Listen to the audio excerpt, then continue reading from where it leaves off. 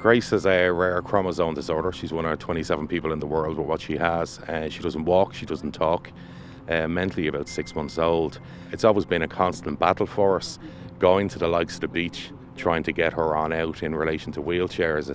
It's really not accessible at all. At times when you're going on out, you're not like most families where you're just picking up your towels, your sun cream and just getting out. We have to make sure there's everything there, from blankets to your towels as well and stuff like that there, but also that she's happy with what she's doing.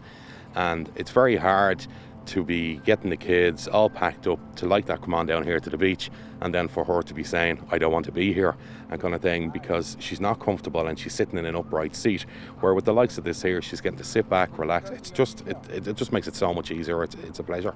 We're able to go anywhere on the beach. It's not hassle to be trying to pull a buggy across and then getting stuck in the sand. It's amazing. And then with this particular one as well, you're able to push it straight into the water itself, where she's secure in it, so she's going to play in the water and then be able to pull her straight back out. It's brilliant.